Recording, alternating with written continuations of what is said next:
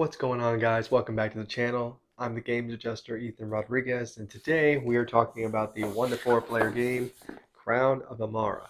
So this is published by Pegasus Spiele, and this is the Euro game basically. So just picked it up probably about 4 months ago or so. I've got a chance to play it a few times. Want to give you my thoughts. So let's go down to the table. I will show you how it plays, and we'll come back here. I'll tell you what I think about it. Here we go. All right, here we go. I have set up a game of Crown of Emara. I'm going to just show you one player on the board. This is a setup actually for 4 players. I'm just going to keep the other workers out of the way just for the explanation. So at the beginning of the game, we're going to put out one of these event cards and then place your workers appropriately. So this one here says I'm going to put the one worker on the grain here. So I'll put that over here and then get one of these grains here. And then the other worker is going to be placed here on this red space at the market. Okay, and then other players would be placed clockwise from the first player, and they would get their appropriate resources based on where they start here, and they put their other worker over there. And then you're ready to go. So on your turn, it's very simple. Here's an action card that explains your turn. You are going to play an action card, then perform any of these actions in one time each in any order. Okay, so there are 2 real ways to play the game. The basic game says you would actually, this would be up here, you would shuffle these up, you would take 3 of them, and then choose one, take the action, and place it in one of these spots. And then the next time it comes back around to you, you choose one of the other 2 that are left, you place that out as well. So let's say we put this one here, we put that one there, then the last round we'd only have this one left to put that there. Now, that's the basic game. Alternatively, and what I prefer actually, is you just have your whole hand of 9 cards in here. There are 9 unique cards, and you would put these all in your hand, and every round you're just going to choose one of the 9 to place out, and then you pick another one, and then once 3 are chosen, they're discarded, and you only have 6 for the remaining 2 rounds.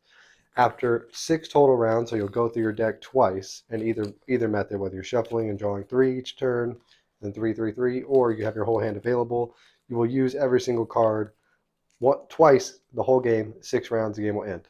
So when you take your action, just going back to this card here, you're going to, again, first choose one of these action cards. So let me explain what these do, and then I'll explain the actions on the board.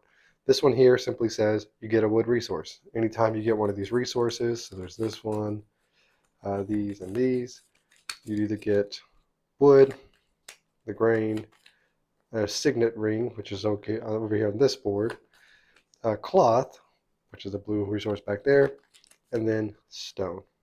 Okay, so these are pretty simple. Now these other ones here are a little bit more involved. So this one says you can pay any one of these 4 resources to get a discount, or I'm sorry, get a discount of 1 resource to put a craftsman out. At the beginning of the game, everybody's going to have 4 craftsmen here on their board. When you place one out, you will reveal some citizen points that you can score on that track up there. And then you could, instead of paying whatever resources here, so this one says grain or wood, if I had this one here, I would only have to pay one of the 2, either the grain or the wood, and that would put my craftsman here. And the next time I go here, when we talk about this action, I will get some bonuses. So the alternative to this is you get to pay 1 less resource to get an advisor. There are advisors set out on this board over here. These are randomly chosen from a large pool. You'll shuffle up and then deal 8 of them out. There are A advisors and B advisors. You won't see every single A advisor every game. You may see all of the B advisors. All the Bs are set up here and they're shuffled and set face up. And they basically will just get you straight points and building points, whether those be citizen or building points. Okay, so again, this one just gives you a discount on either one. Instead of paying the full count, you just have to pay 1 less. This one here lets you immediately take one of these actions on this board in addition to whatever your normal movement action would be. This one here says you can pay one of these 4 resources to get a gold. Gold is basically a wild resource, but can also be used to do different things with nobility tracks and some other items that are on this side. Here you'll pay any 3 resources to get 2 coins. And then the last one here we have is you move 1 extra space when you move. So that's what these cards do. Very simple. You use, again, each of them twice throughout the whole game. The other actions you'll do is a movement action and then the bonus action. So let's talk movement. Movement's pretty simple. When you play your card, let's use this one for example, you're going to move the number of spaces based on the selection or the spot that you put your card in. So here's 1, 2, or 3. So if I was to do a 1, I could either choose to move this worker here 1 space or that worker there 1 space. I can't move both. So let's say I do this one here. This board action simply says, get a stone. I would take that, put that in front of me. Perfect. And similarly, the wood here is get a wood, cloth, get a grain. Very simple. If I was to move over here, this is going to be a lot more involved. I'm going to zoom in on this here in a second. But after, again, next person goes, you would choose another action. You don't have to go in order. I could have done the 2 first and maybe moved this one here and gotten a wood instead. You can have multiple players on the same spot. That's totally fine. And you can choose either one to move. After you take your movement action, and I've showed you this, I'll show you these here in a second, you can do any of these bonus actions too. And again, any of this could be done in any order. So you could maybe do a bonus action, then move if you want to. But these bonus actions are pretty cool. So this one here is just get an advisor. There are a ton of advisors. Like I said, you'll shuffle these out, and they will give you a variety of different effects. So let's kind of look at a few here. So for example, this one here says you get 6 citizen points for paying the resources to get it, and you can only get an advisor that's in the location that you are at. So here I would only have access to these 2, but here 6 citizen points and a gold coin instantly. This one says you get 3 citizen points, and once per turn you can pay any 2 resources to get a book. And then here, for example, this is a ongoing passive ability. You can get 6 citizen points, and then you can get either a signet ring or a coin when you would be getting those, I believe. So variety of these. Again, you won't see every single one every single game, so add some differences in play there. And then the other bonus actions are going to be Craftsman, which we talked about earlier. Craftsman, basically anytime if you already have a Craftsman there, so let's say we put this here, in the previous turn we could put him here.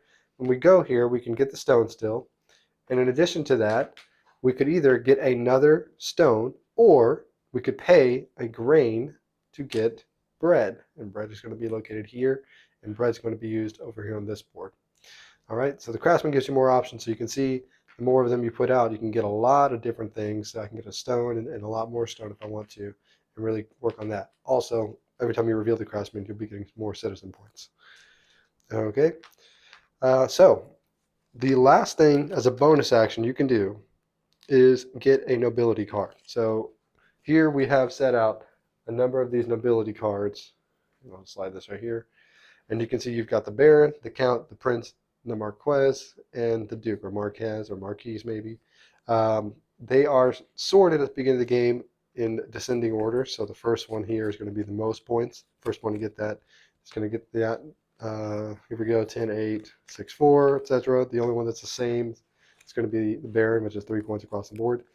But in addition to doing your normal card action, movement action, any other bonuses, you can pay the cost at the top to get some of these cards. So for example, if I had a signet ring already, I could pay that and I would become a Baron. And you have to do this in ascending order, and you'll slide that there so you kind of get this cool look like you got a crown coming down, put it on your head. And then the next time it would come around to me, if I had the resources again, I could get the Count and upgrade to that, and eventually upgrade all the way to the Duke and get a lot of citizen points this way. And so let's talk citizen versus building points real quickly. The winner of the game is going to be the person who has, there's 2 different currencies here again, building points, citizen points. Your building points start over here, citizen points start at 0.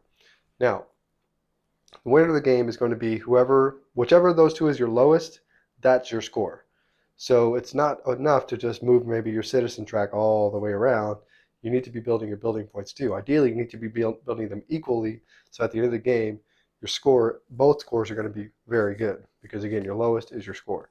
So that's kind of why you have these different points that are given. You've got citizen points, for instance, here. Some of these cards mostly give you citizen points, but some other ones will give you building points. So now that we've talked about those as well, let's finally talk about this board here. Okay, so let's talk about this board here. There's a lot more going on this particular board. So when you would take these actions, again, just like we described before, you'll be landing on one of these 4 spots. Each spot has a variety of things you can do. So here in this market, you can pay any one resource to get a gold, and you would take the gold from the stack here. You'll have access to the particular advisors here if you were to buy an advisor, and the advisors, by the way, will just slide next to your person, your royal noble here. But also, you can pay a book to get citizen points and the cascading points. So I'm sorry this is upside down, but one book will get you 3 points, two books 6, 3 10, 4 15, 5 is 21. So the more books you trade in at one time, the more beneficial this action will be. Here at the throne of the palace room here, or the castle, you can not only again get access to these, you can pay these resources, wood, stone, wheat or grain, and cloth, rotate it clockwise, and then you'll get a ring. And then the next person here would have to pay 2, and then 2, and then 3, as you can see here by this rotating tokens. Also, you can spend a book to get 5 building points. So there you go. That's an example of the building points you might get. Here at the cathedral, you can spend books to draw 3 of these tiles and choose one of them. So these will give you extra benefits when you land at these different locations. So the next time I would go to here, I would get 5 building points. Next time I go to the castle, I would get a ring. Next time I go here, I get 3 points. And these are ongoing benefits that are also worth points at the end of the game. And so you can, again, get a book and discard those. You can also do the paying resources, and that's how you, I'm sorry, you have to pay the resources to do that, and then access to advisors. And the last one here is you can pay stone to get 5 building points and 5 citizen points. And the next time someone goes there, that will tick down. They'd only get 4 points, and so on, 3, 2. Here is where you'll pay the bread that we talked about earlier, 1 to 3 of them. You'll get that many times this number of points. So for instance, if I traded 1 bread, I would get 7 points. But if I traded 3 bread in, I would get 21 citizen points. Very cool. And then here on the side, you can see you can pay a wood for 5 building points, 3 wood for 10 building points. All right, and then again, there's a wide variety of these advisor points. Some of them will give you abilities. Anytime you get building points, you get 2 extra, whatever. Here again, building points, citizen points. All right, and so after 6 total rounds, so you'll take a total of 18 actions, 3 actions per round. You'll go through your whole deck twice. The player who has the highest of their 2 tracks, or the lowest of the 2 tracks is their score. Whoever has the highest number there is going to be the winner. You'll also add in some of these points here, which are going to be 1 point or 1 building point. So you choose for every favor token, gold, bread, book you have, or any 2 of the other resources. Your signet rings will give you 2 points of any combination, and you can choose again to split those up or give 2. So you want to boost your low so that they're always equal. There you go. So that's how you play. Let's go back up top, and I'll tell you what I think about it. All right, there you go. So let me tell you what I think about it. Real quick before I get into that, though, on the event cards, I didn't show you this, but at the beginning of every round, you will draw a new event card, and that will give you either some in-game scoring at the end of the round, maybe a start of the round a bonus, you get an extra wood or resource, or maybe it'll affect some of the costs you have to pay for something. So there's a variety of those. You won't see every single one every game, but just know that not only do they help with setup, but they will change some of the game effects per round. So with that said, it's basically everything in the game. As far as the final thoughts go, we'll start with the theme. I think the theme is fine. I mean, it's like I said in the beginning, the Euro games, right? So it's not to me that thematic. I do like that with you're trying to succeed the king of Amara, and you're trying to show that you kind of build the best city and make the most citizens and buildings for the citizens, etc. So I do like that specifically. This is more of a production thing, but the way the crowns kind of go over your player, that's kind of cool. And then the crowns, if you look at the artwork, kind of gets a little bit better over time. So that's really neat. But it's kind of a dry Euro theme, right? So I'm not gonna sugarcoat it. It's just average. It's fine. But the production is pretty solid, actually. So the boards are double-sided. There's a colorful side, which is kind of the busier looking side that I showed in the overview. There's also a pretty muted side with just the special abilities highlighted. So if you really want to play on that side, you can. The boards are nice and thick. They kind of puzzle together real well. They just kind of slide into each other. They don't. They're not like a traditional puzzle piece with like a skinnier stem and then a rounded part that kind of pops in and holds it in place. These are more just rounded little bubbles that kind of slide into each other, and there's no real hold to them per se, but they still fit together fine. And the artwork's really good. The meeples are nice and thick, good quality meeples. They're really big, the ones that move around the roundels. And then the one that actually goes on the citizen track, that's a pretty good size one. Craftsmen are just normal size, they're fine.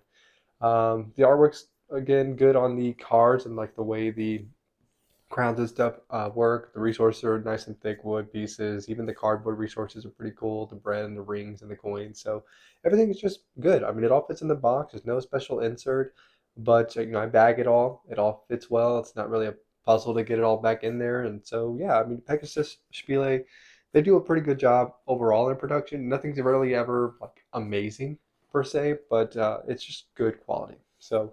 Moving on to the rules are really easy. It's one of those games where once you understand what the actions do, from there it's just puzzling out what you need to do. And the actions are pretty easy. It's play a card, move around a number of spaces, and then do one of the either actions on the board that you did or the bonus actions, right? So very simple, easy to understand what you play around, and it's not a long game, so you're gonna kind of have time to think about things, and it's not going to drag you down to just kind of pause for a second and double check a rule if you need to. The only maybe thing that you'll need to refer back to the rule book for would be the special abilities of the advisors, because there are so many of them. You won't see everyone every single game. So if there's a new one that you haven't seen yet, if you just level set with the players, hey, this is what this one means at the beginning, then that should pretty well cover you. The iconography is pretty good. But that may be something you need to do at the beginning of the game. Otherwise, if you played before, it's pretty easy to just deal everything out, flip over the event, read what the event does, move on, take your turn. So getting into gameplay, it's pretty good. It's pretty solid. It's a good decision making of which worker do I move, which card do I use to move them, and then what is my strategy that I'm going for? Do I want to really focus on moving up my nobility? Do I really want to focus on getting a bunch of advisors and have a bunch of one-time bonuses or once per round or passive abilities? Maybe I just want to go for a really heavy book strategy. I get the books, I go turn them in, get a lot of citizen points, or I go turn them in over here for the building points. So I think the gameplay decision space is pretty solid. The one thing is going to sound pretty weird. I almost feel like it's too balanced. Like you could go hard on the nobility track and do pretty well. You're going to need something to balance out the really good citizens, maybe just one other thing that helps you with buildings. But if you just go with two of those things together, you're going to do fine. You could also go with the books and something else with the buildings, and you'll probably do fine. You could also dabble in everything and kind of do okay. So yes, it's good that it doesn't kind of force you to do any one decision or one path to victory, but it kind of feels like what path you choose is inconsequential. Like they're all fine, and you don't really. There's no.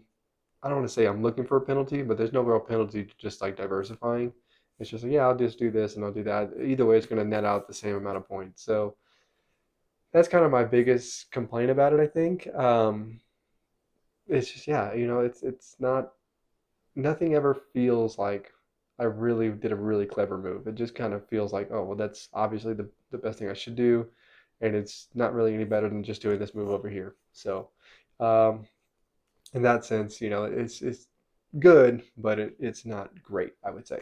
And then the time is it's pretty quick. It's only 18 turns, but the turns go quick, and it's 2 rounds all the way through your cards. And I do prefer, real quickly on the gameplay, having the 9 cards available instead of drawing 3 randomly, because it gives you more strategy. When you draw 3, it's more of a tactical thing, like, okay, well, this is the best I've got right now. How can I make this work? Whereas when you have the 9 cards, you can really focus on, okay, I really want to go for these couple of things. So I'm going to set myself up for a really good turn later by doing this and this and this and this and this. Next turn I'm going to play this, and the last round I'm going to play this and that. Perfect. With 3 card draw, you're like, I really want to go for this next turn. Oh crap, I can't do it. That kind of is a bummer. So if you're going to play it, I think 9 card is the way to go. Also, you can switch out the boards. Well, I'll save that for variety. So time wise, I think it's good. It's good. Your turns go quick. You're kind of always looking at what are people going for. They're going to go for that too, especially with the ability cards. If whoever gets there first is going to get more points for everything but the Baron. So, your timing okay, can I go here? Then I'm going to go over there, get the resources I need, then pay for that, and I'll get the card before Sally gets it or whatever. And so there can be maybe a little bit of AP, but it's not bad. I think the time overall is really good. It's quick to set up, quick to play, quick to tear down. Good, solid. It says 45 to 75 minutes on the box. 45 is probably for one player. I play it mostly three players so far, and yeah, I mean 75 is about right. It's pretty quick. And then yeah, getting into the variety finally, it's pretty good. There's a lot of different paths you can go, like I said, although they all kind of balance out ultimately. But also you can flip the boards, not only the position within themselves, so you can have like the fields and the city boards, but you can even mix them together if you want to. I haven't tried that yet. I kind of like just the city and the grain stuff separately, but you could mix those together. The A advisors, you only set out 8 of them per game, so those special abilities will change on a per game basis. Which favor tokens you get in what order, those are really cool in that they kind of help you combo things together. If I go to the church, I not only get the 3 points, but the next turn when I go over here to the castle, I'm going to get another ring maybe, and I can turn that ring in right away. So there's good variety in that sense, and it kind of makes coming back to it more fun because it is a solid game, and there's different paths I can choose and just try them out. Although so far, caveat on that is they kind of all seem the same. So final thoughts would be I really like Crown of Amara. I think it's a solid game, but it's just nothing amazing that's gonna put it in my top 10 or anything, right? So for me, I'm on a 7 out of 10. I picked this one up because some of the content creators that I follow held it in pretty high esteem, and I can see why. It's a good solid design. I'm just, for me, looking for a little bit more. So there you go, 7 out of 10 from me. Definitely one worth checking out if you really like the Rondell mechanism and you like the clever scoring of kind of almost Rhino Knizia thing like Yellow and Yangtze, where your score is the lowest of your 2 scores. Then this is one you want to check out. So there you go, that's my thoughts. Please remember to comment, like, subscribe, and I will catch you on the next one.